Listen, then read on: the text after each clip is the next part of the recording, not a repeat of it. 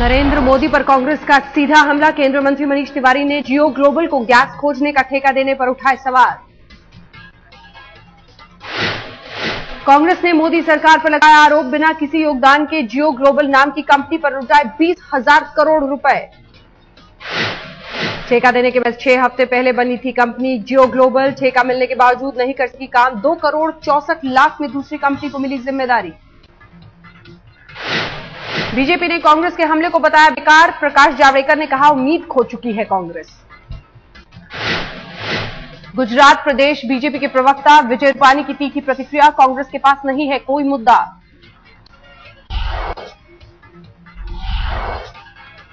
अहमदाबाद में नरेंद्र मोदी ने खोला वायदों का पिटारा, जारी किया पार्टी का चुनावी घोषणा पत्र। मोदी ने अरुण जेटली के साथ जारी किया चुनावी संकल्प पत्र। आने वाले 5 साल में गुजरात के विकास का ब्लूप्रिंट पेश करने का दावा। मोदी का दावा, गुजरात में मिडिल क्लास और नौजवानों के विकास के लिए लाया हूं नई योजना।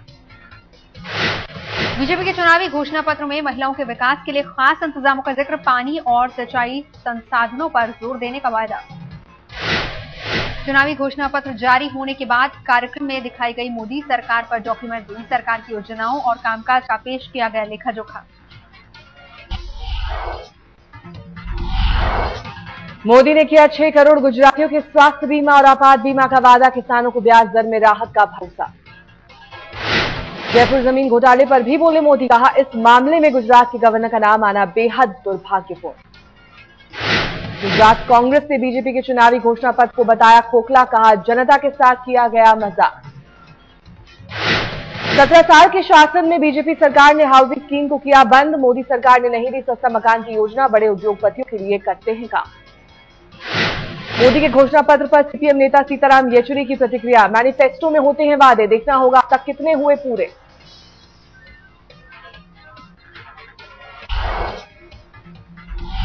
मोदी की पोरबंदर में चुनावी रैली, कांग्रेस नेता अर्जुन मोढवाडिया के चुनाव क्षेत्र में दहाड़। नवजोत सिंह सिद्धू का कांग्रेस पर हमला, सरकार कानून व्यवस्था और प्रधानमंत्री की तुलना गांधी के 3 बंदरों से की। सिद्धू ने ली कांग्रेस पर चुटकी, कहा बिना दूल्हे की कांग्रेस ने निकाली है बारात। अभिनेता परेश रावल भी बीजेपी के प्रचार में जुटे, कई जगहों पर मोदी के लिए मांग रहे हैं वोट। बीजेपी की स्टार प्रचारक स्मृति ईरानी की भी चुनावी रैलियां, सारीगाम, उमरगाम और वापी में प्रचार।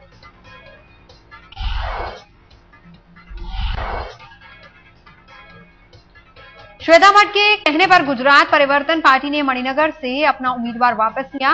मोदी के खिलाफ चुनावी मैदान में है निलंबित आईपीएस संजीव भट्ट की पत्नी। गुजरात कांग्रेस ने बीजेपी पर बोला सीधा हमला। शंकर सिंह वाघेला ने कहा 17 साल में गुजरात का हुआ बेड़ा गर्क। शंकर सिंह वाघेला ने मोदी की भाषा पर उठाए सवाल, कहा कांग्रेस के नेताओं के लिए मोदी कर रहे हैं असंसदीय संबोधन। एक बार फिर देखेगा मोदी का 3D अवतार, कल एक साथ 52 जगहों पर प्रचार। 3D तकनीक के जरिए कई जिलों में देखा जा सकेगा मोदी का भाषण। स्टूडियो में रहेंगे मोदी।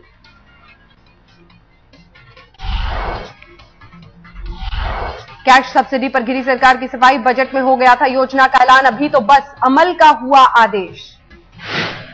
कपिल सिब्बल ने कहा प्रणब मुखर्जी वित्त मंत्री थे तभी बजट में आई थी बात, सियासी फायदा लेना मकसद नहीं। कांग्रेस के जवाब पर चुनाव आयोग की बैठक, मंगलवार को होगा फैसले का ऐलान। बीजेपी ने कैश सब्सिडी योजना को लेकर चुनाव आयोग से की थी शिकायत, गुजरात चुनाव में कांग्रेस को मिलेगा फायदा। कैश सब्सिडी योजना पर समाजवादी पार्टी भी सरकार के खिलाफ, गुजरात चुनाव के वक्त ऐलान पर सवाल। कैश सब्सिडी स्कीम पर बोले बीजेपी नेता प्रकाश जावड़ेकर, कहा स्कीम के बहाने कांग्रेस अपनी कमजोर स्थिति को मजबूत करने की फिराक में। यूपीए की महत्वाकांक्षी कैश ट्रांसफर योजना को झटका, राजस्थान में पायलट प्रोजेक्ट में कई खामियां। राजस्थान के अलवर में कई लोगों के अब तक नहीं खुले खाते, कुछ लोगों के खाते में नहीं आया पैसा। बीजेपी नेता रविशंकर प्रसाद बोले बीजेपी है कैश सब्सिडी स्कीम के खिलाफ, कांग्रेस बताए राजस्थान में क्यों फेल हुई स्कीम। राजीव शुक्ला ने बीजेपी को बताया बिचौलियों की पार्टी, कहा इसीलिए कर रहे हैं कैश ट्रांसफर स्कीम का विरोध।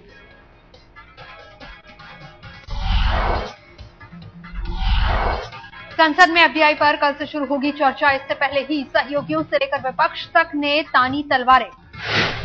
मायावती ने दिल्ली में की प्रेस कॉन्फ्रेंस, कहा रिटेल में एफडीआई के पक्ष में नहीं है पार्टी, वोटिंग से पहले बीएसपी लेगी फैसला। गुजरात के मुख्यमंत्री नरेंद्र मोदी ने कहा सरकार ने राज्यों से नहीं ली राय, संघीय ढांचे का किया अपमान। सीपीएम नेता सीताराम येचुरी ने कहा पार्टी हमेशा से है खिलाफ बीजेपी की एफडीआई लाने की कोशिश का भी किया था विरोध। तृणमूल कांग्रेस के सांसद कल्याण बनर्जी का बयान, कहा एफडीआई के खिलाफ है पार्टी, जारी रहेगा विरोध। इंसाफ की गुहार लगाने के लिए दिल्ली में पीड़ित का प्रदर्शन, सरकार से मुआवजे की मांग। 3 दिसंबर 1984 को भोपाल की यूनियन कार्बाइड फैक्ट्री से निकली थी जहरीली गैस, हजारों लोगों की हुई थी मौत। समाज सेवी अन्ना हजारे दिल्ली आए, समन्वय समिति की बैठक में हिस्सा लेने का कार्यक्रम। एयरपोर्ट पर अन्ना हजारे ने कहा 4 दिनों से उड़ीसा के दौरे पर हूं, कहा सिलेक्शन कमेटी की रिपोर्ट पढ़ने के बाद देंगे प्रतिक्रिया। लॉन्च होने के हफ्ते भर बाद आम आदमी पार्टी ने दिया चुनाव आयोग में रजिस्ट्रेशन के लिए आवेदन, जमा किए गए जरूरी दस्तावेज।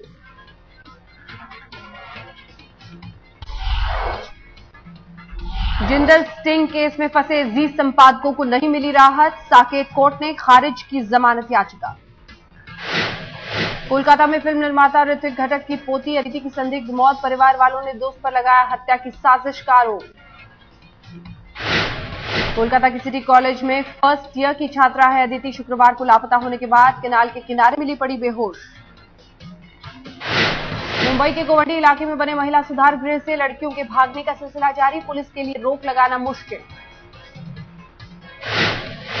पुलिस कर रही है मामले की छानबीन, गिरोह का हाथ होने की आशंका, नहीं मिला कोई सुराग।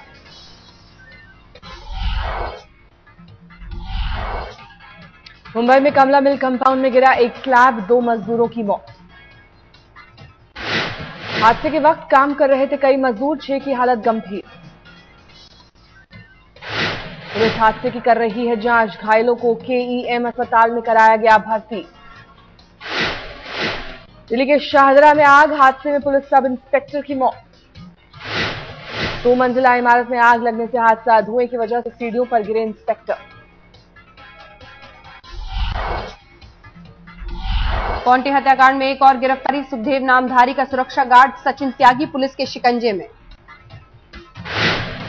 दिल्ली के रोहिणी में गिरी बिल्डिंग की छत, 12 साल के बच्चे की दबकर हुई मौत। बिल्डिंग के पास खेल रहे थे कई बच्चे, लोगों के मुताबिक रोहिणी सेक्टर में हैं ऐसे कई पुराने मकान। दिल्ली के हिंदू राव अस्पताल में बच्चा चुराने वाले गिरफ्तार, रंगे हाथ पकड़ी गई आरोपी।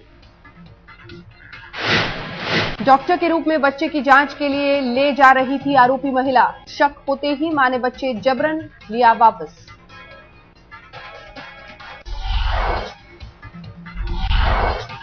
दिल्ली में मेडिकल की तैयारी कर रही छात्रा की संदिग्ध मौत, घरवालों को हत्या की आशंका। हॉस्टल के वार्डन के मुताबिक लड़की ने तीसरी मंजिल लगाई छलांग, अस्पताल में हुई मौत। दिल्ली के जनकपुर इलाके की वारदात, पुलिस कर रही है पूरे मामले की जांच। बीती रात दिल्ली से सटे नोएडा में बदहवास मिली 14 साल की लड़की, सूचना मिलने पर पुलिस ले गई अस्पताल। इलाज के बाद लड़की की अस्पताल से छुट्टी, पुलिस फिलहाल मामले में कुछ भी बोलने को तैयार नहीं।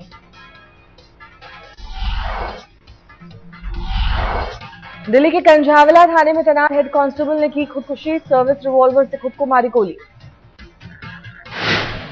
हेड कांस्टेबल तेजपाल की जेब से मिला सुसाइड नोट, मौत के लिए एक महिला और उसके बेटे को जिम्मेदार ठहराया। दिल्ली में कालिंदी कुंज के पास अवैध निर्माण के खिलाफ मुहिम, रेवेन्यू विभाग की कार्रवाई। डिमोलिशन ड्राइव को देखते हुए भारी तादाद में पुलिस बल तैनात, विरोध में उतरे विधायक आसिफ मोहम्मद खान। अवैध निर्माण के खिलाफ मुहिम की वजह से सरिता विहार और जसोला में ट्रैफिक जैम, लोगों को भारी परेशानी।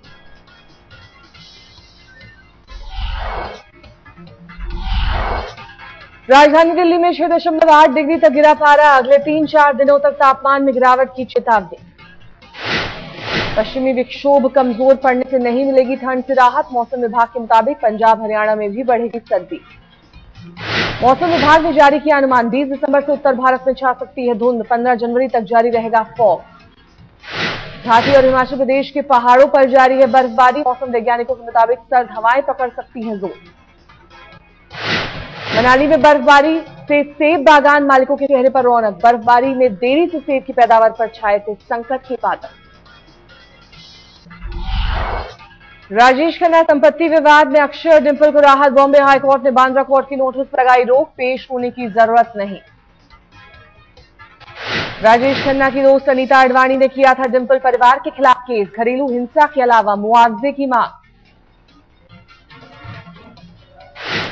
पश्चिमी कंबोडिया में डैम का एक हिस्सा धंसा, 4 मजदूर घायल और 4 लापता।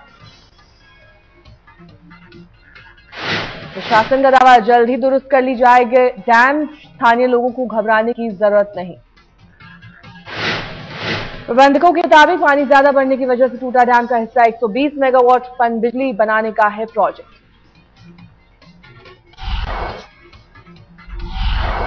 जापान के टोक्यो के सोसोगो हाईवे पर टनल धंसने से हादसा, 7 लोगों की मौत।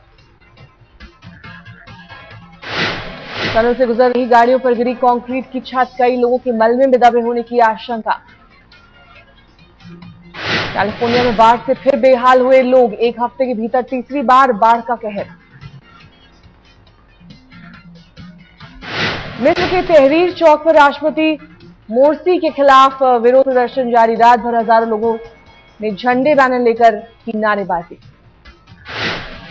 डोमिनिकन रिपब्लिक में एक टीवी मैजिक शो के दौरान हादसा, शो के मेजबान ने जादूगर के सिर पर जलने वाला लिक्विड डालकर लगाई आग, डॉक्टर के मुताबिक सुरक्षित है मैजिशियन। मोरक्को के माराकेश में बॉलीवुड दिग्गजों का लगा मेला, हिंदी सिनेमा के 100 साल पूरे होने पर खास आयोजन। चीन के जिनजियांग इलाके में भारी बर्फबारी से हाहाकार, 11,000 लोगों पर असर, हाईवे पर कई गाड़ियां धंसी।